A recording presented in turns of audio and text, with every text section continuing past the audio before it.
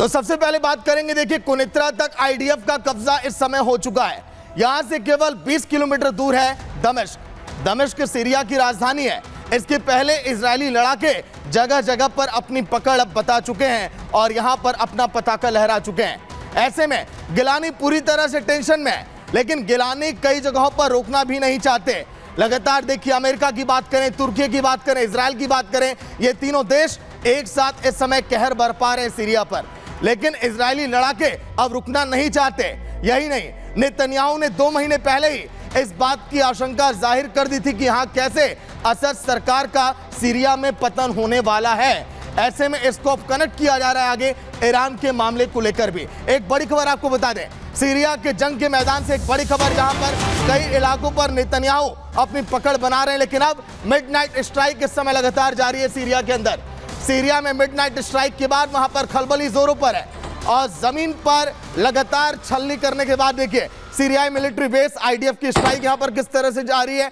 जमीन को किस तरह से लगातार छलनी किए जा रहे हैं आईडीएफ के लड़ाके, और कई इलाकों में इनका पताका भी अब लहरा चुका है। अब धीरे धीरे ये सेना आगे दमिश्क की तरफ अब बढ़ेगी और 2 से 3 दिनों में अगर दमिश्क की तरफ ये बढ़ गई तो बड़े कब्जे की तैयारी अब है नेतन्याहू की सीरिया के अंदर। सुनिए आप भी।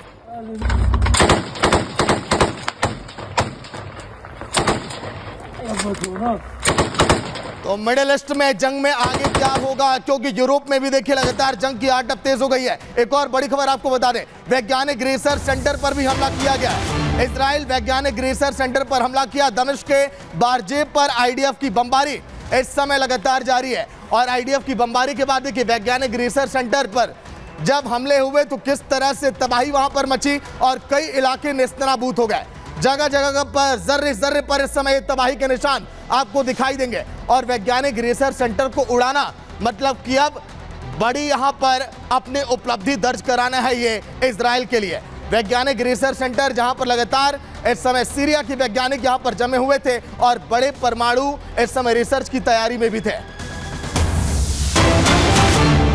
वहीं एक और बड़ी खबर आपको बता दें, असद के समर्थकों पर भी फायरिंग की गई है। जो असद के समर्थक थे, कैसे उनको अब सीरिया से भगाया जाए, इसकी तैयारी में लगातार देखिए एसडीएफ के लड़ाके लगातार इस समय फायरिंग कर रहे हैं, क्योंकि गिलानी की समर्थित एसडीएफ के जो लड़ाके इस समय देखिए फायरिंग कर रहे हैं और भागती हुई तस्वीर है। जो असद के समर्थक हैं जो इस समय सीरिया में रुके हुए हैं, वो देश छोड़कर भागने के लिए मजबूर तो हैं, लेकिन अगर वो सीरिया के अंदर रहेंगे तो इसी तरह से विद्रोही गुट के लोग उनको चुन चुनकर मौत के घाट उतारेंगे और गोलियों से लगातार छलनी करेंगे।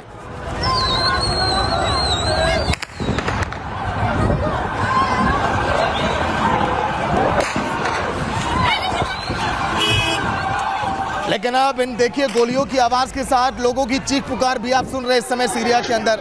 लेकिन आगे अब दिखा रहे हैं प्रदर्शनकारियों पर जो लगातार गोलीबारी हो रही है। असद सरकार के जाने के बाद जो भी प्रदर्शनकारी सड़कों पर विद्रोहियों के खिलाफ अपनी आवाज बुलंद करेंगे, उनका भी नामो निशान इसी तरह से मिटा दिया जाएगा सीरिया के अंदर से।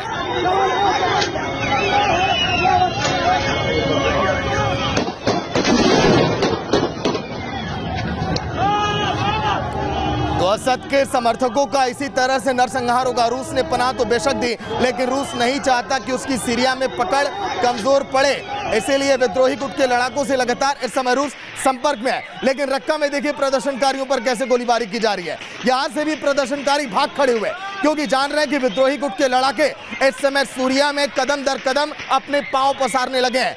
ऐसे में उनका अगर आप विद्रोह करेंगे, उनके खिलाफ खड़े होंगे, तो अंजाम देखिए बहुत बुरा होने वाला है।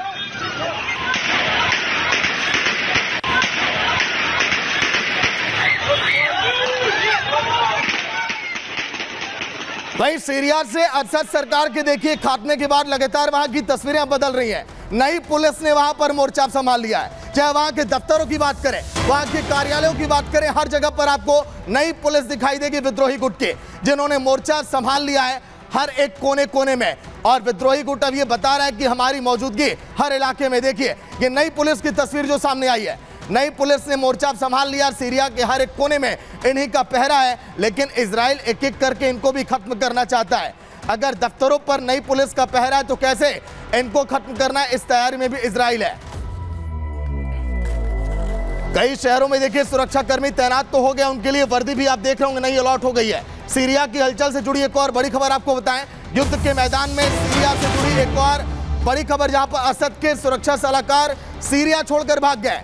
असद के कई परिवार के सदस्य तो सीरिया में फंसे हैं, जिनको लगातार विद्रोही गुट के नेता मौत के घाट उतार रहे, लेकिन जो भी सुरक्षा सलाहकार हैं इस समय सीरिया छोड़कर जाने पे मजबूर हैं, क्योंकि लगभग 14 सालों से ये जंग तेज हो चली थी और विद्रोही गुट के लड़ाके चाहते थे कब असद इस सीरिया जो है छोड़कर भाग खड़े हो।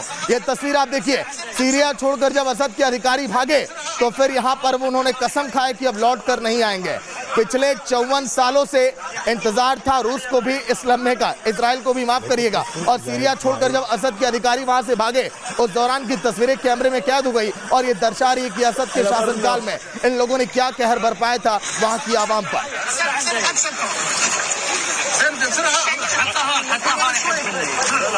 तो असद के समर्थकों का ऐसे नरसंहार होगा, जो तमाम उसके खिलाफ लोगों ने आवाज उठाई वो अब वहां पर टिकेंगे। लेकिन आईडीएफ किस तरह से जश्न मना रहा है, तस्वीर आपको दिखाएंगे। आईडीएफ वहां पर जश्न मना रहा है, सीरिया के कई इलाकों पर आईडीएफ का कब्जा है और आईडीएफ कई जगहों पर इस समय झंडा भी लहरा रहा है और आईडीएफ गुट के लड़ाके इस समय दिखा रहे हैं, देखिए हाथों में झंडा थामे। ये तस्वीर आईडीएफ गुट के लड़ाकों की, ये जश्न की तस्वीर, ये दर्शा रही है कि अब यहाँ पर जो भी इनके खिलाफ रहेगा हम उसको ऐसे ही कुचल देंगे। देखिए डांस करती हुई तस्वीर, यहाँ पर नाचते गाते तस्वीर, ये आईडीएफ के लड़ाके जिन इलाकों पर लगातार कब्जा कर रहे हैं वहां पर अपनी मौजूदगी जाहिर कर रहे हैं और इसी तरह से मार्च निकालकर ये बताया जा रहा है कि जो भी यहाँ पर है वो अब यहाँ से अब निकल जाए।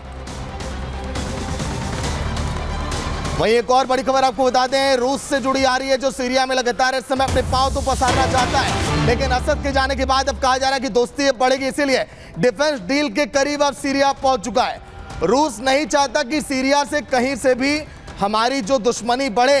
असद को बेशक रूस ने पनाह दी है, लेकिन अब जो है यहाँ पर इजराइल देखिए लगातार अटैक कर रहा है, लेकिन रूस चाहता है जो सीरिया के पास हथियार हैं उन हथियारों पर कैसे हम कब्जा करें, डिफेंस डील का ये समझौता कैसे हो पाए, और इसीलिए जोलानी भी लगातार रूस के संपर्क में है और यही वजह है कि जोलानी इस समय आवाज नहीं उठा रहे हैं रूस के खिलाफ। लेकिन इसी से जुड़ी अब ग्राफिक्स आपको दिखा दें, जोलानी से देखिए सीक्रेट डील क्या हो सकती है, क्योंकि रूस और एसटीएस में डिफेंस डील अब संभव है। ये डिफेंस डील बहुत दूर तक ले जाएगी मिडिल ईस्ट में इस तबाही को। वहीं आगे अगर बात करें तो देखिए सीरिया में ही रूस के सैन्य अड्डे रहेंगे, जो सैन्य अड्डे लगातार उम्मीद थी कि इसको खत्म किया जाएगा असद के वहां पर रहने के बाद, लेकिन ऐसा नहीं होगा। टाटस नेवल पोर्ट यानी कि खामियम एयरबेस वो भी वहीं पर रहने वाला है। वहीं दोनों रूसी सैन्य ठिकाने जो बेहद अहम है सीरिया के अंदर वो भी वहीं पर रहने वाले हैं। 49 साल की रूस जो कि लीज पर सैन्य अड्डे हैं उसका भी सफाया नहीं होगा। 2017 में सीरिया में इसकी डील हुई थी, लेकिन इस डील को आगे बढ़ाया जाएगा क्योंकि सन 2016 के बाद रूस और सीरिया की नजदीकियां बढ़ी थी और उन्हीं नजदीकियों की ये वजह है जो ये डील जो संभव है। आतंक के खिलाफ सैन्य बेस का इस्तेमाल जो है वो किया जाएगा। लेकिन